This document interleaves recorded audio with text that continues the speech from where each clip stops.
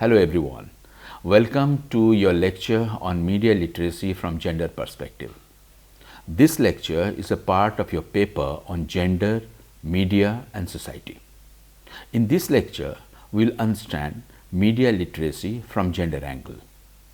We'll also highlight the potential of media literacy to critically analyze the relation between gender portrayals, information delivered and stereotyped forms of gender represented assumptions.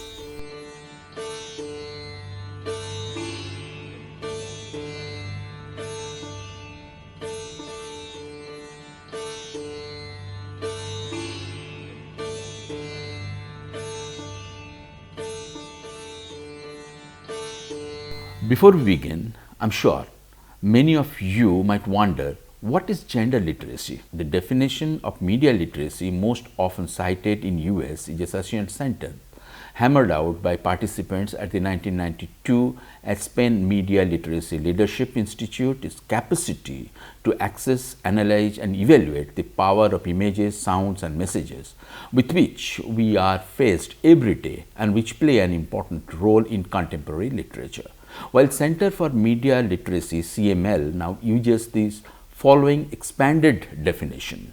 Media literacy is a 21st century approach to education. It provides a framework to access, analyze, evaluate, create and participate with messages in a variety of forms from print to video to internet. Media literacy builds on understanding of the role of media in society as well as essential skills of inquiry and self-expression necessary for citizens of our democracy.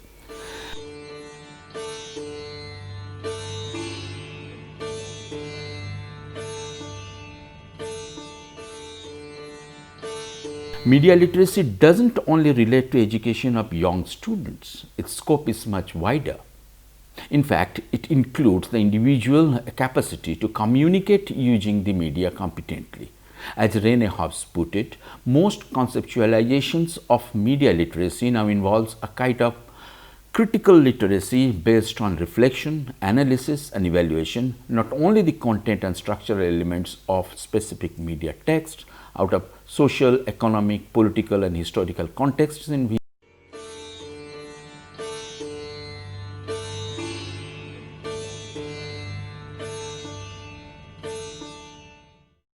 messages are created, disseminated and used by audience. Hobbes speaks of media literate persons. They include A. Using of text, tools and technologies for information and entertainment purpose. Second, possessing them the skills to think critically, analyze and evaluate media. Third, creating media. Fourth, reflecting and thinking critically. And fifth, participating in social actions, often changing in media. In simple words, to become media literate is not to memorize facts or statistics about the media, but rather to learn to raise the right questions about what you are watching, reading or listening to.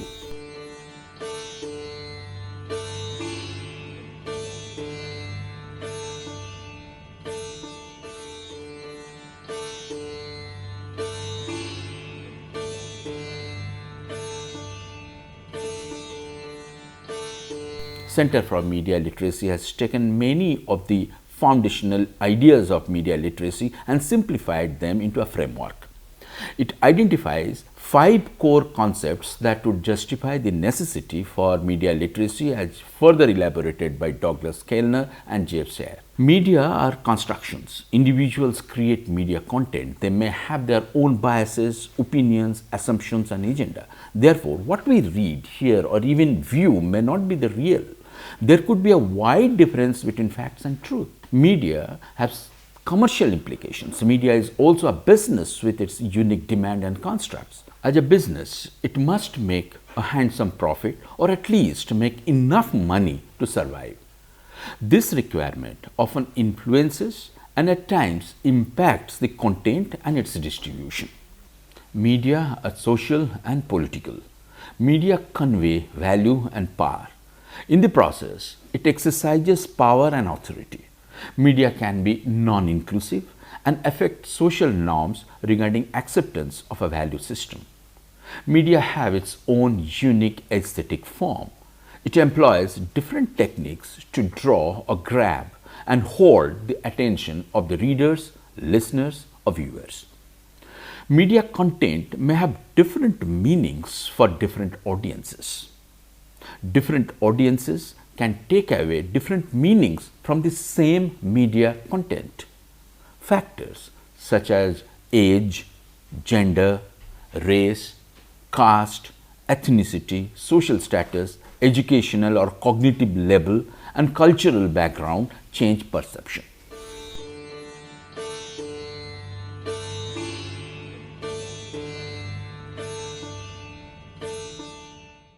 Media literacy develops the ability to think for oneself. Without this fundamental ability, an individual cannot have full dignity as a human person or exercise citizenship in a democratic society where to be a citizen is to both understand and contribute to the debates of the time.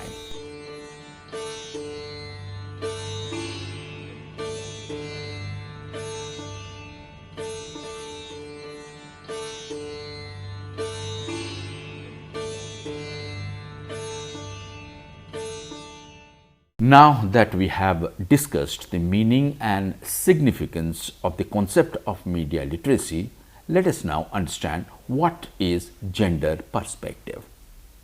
Well, sex refers to the permanent biological characteristics common to individuals in all societies and cultures, while gender defines traits forged throughout the history of social relations.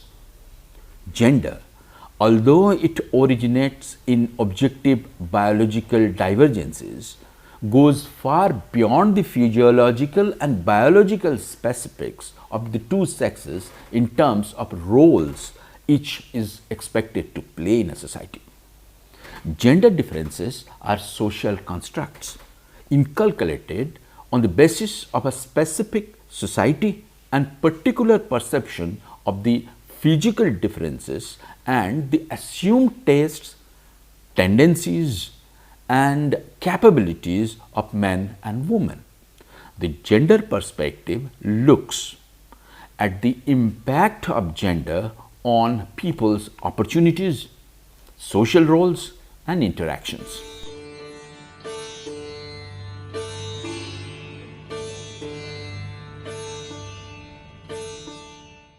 We are living in an information age. Media is omnipresent and it impacts and influences masses. Potter gives 5 types of media effects. These are cognitive, attitudinal, emotional, physiological, and behavioral. Today and in the past, media has been largely gender biased by continuously portraying a section of the population in a particular way, by stereotyping and by framing issues through the dominant mood prism.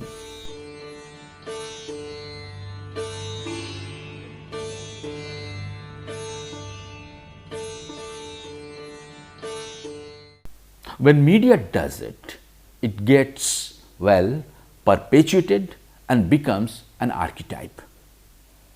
As writer Soma Chatterjee writes in her article Behind the Lessening of True Potential, patriarchy therefore established and perpetuated the myth that men make knowledge and women keep and maintain traditions.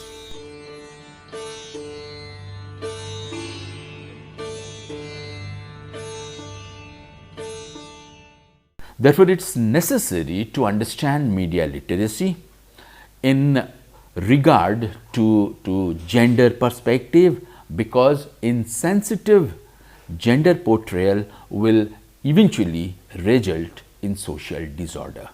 Perpetuating the stereotype, creating a distorted self-image, reinforcing biases in development plans, and thus this will slow down the developmental process. Media literacy with regard to gender representation is a necessity not only from human rights angle, but also for the well-being and prosperity of the society. So, can media literacy be oriented from gender perspective? The answer to this question is yes. And there could be two-pronged strategies.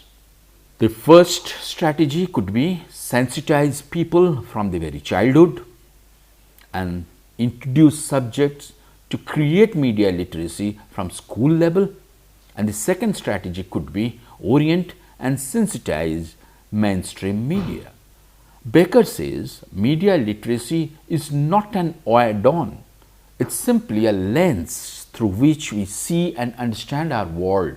So every time a teacher uses media, they have opportunities to engage students in some simple questions. Who made this? Why did they make it? Who is the audience? What techniques are they using to make me believe this, etc.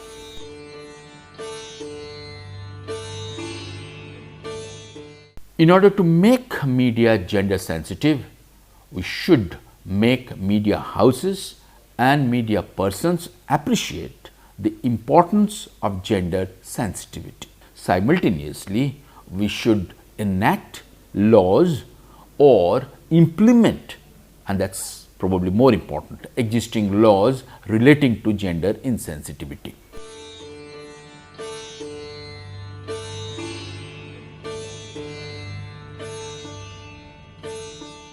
Here are some existing specific acts to safeguard indecent portrayal of women in India, like say Indecent Representation of Women Prohibition Act 1986, the law relating to obscenity is codified in the IPC, the Information Technology Act 2000, Section 67 of the IT Act is the most serious legislative measure against pornography. Cable Television Networks Regulation Act 1995, which prohibits the transmission of advertisements on the cable network which are not in conformity with the advertisement code.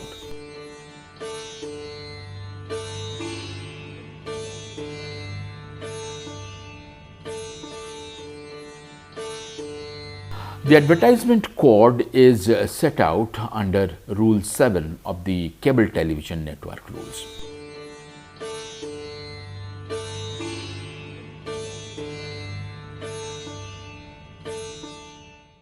Along with these acts, there are statutory bodies that uphold gender sensitization and equality. So, for example, Human Rights Commission. The National Human Rights Commission and the State Human Rights Commission can look into violations of dignity of women even in advertisements. Section 2D of the Protection of Human Rights Act 1993 defines human rights as the rights relating to life, liberty, equality and dignity of an individual guaranteed in the Constitution or embodied in international covenants and enforceable by courts in India. The NHRC has taken cognizance of certain infringements of dignity of women in advertisements. There is also a Press Council of India. The Press Council of India is a statutory body established by the Press Council of India Act 1978 for the purpose of preserving the freedom of press and of maintaining and improving the standards of newspapers and news agencies in India.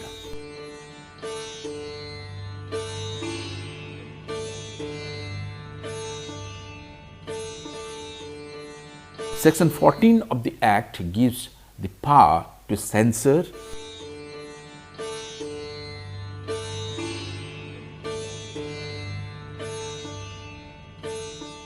apart from these, there are certain self-regulatory bodies such as Advertising Standards Council of India (ASCI), This body is a self-regulatory voluntary organization of the advertising industry.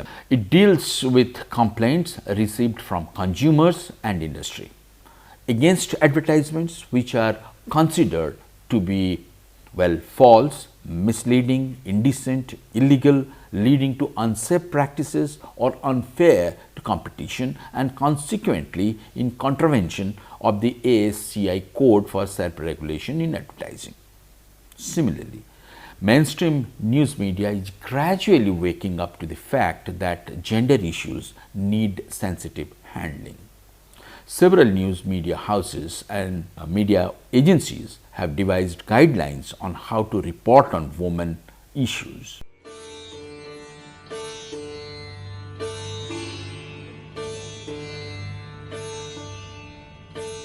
In the conclusion, we can say Indian society is full of diversified cultures, traditions and beliefs.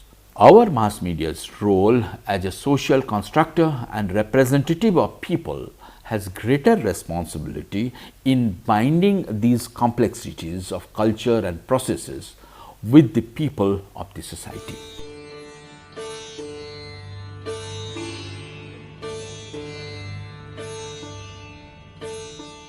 One way of doing that is to become gender sensitive. I hope at the end of this lecture you have understood that media literacy at a greater scale is needed to make people read through the hidden messages of media. An active engagement with media can make it more gender sensitive, and this will result in propagation of more equal and social just environment for all genders. I hope you enjoyed the lecture. For more details, please read the module carefully and attempt the questions at the end. Thank you.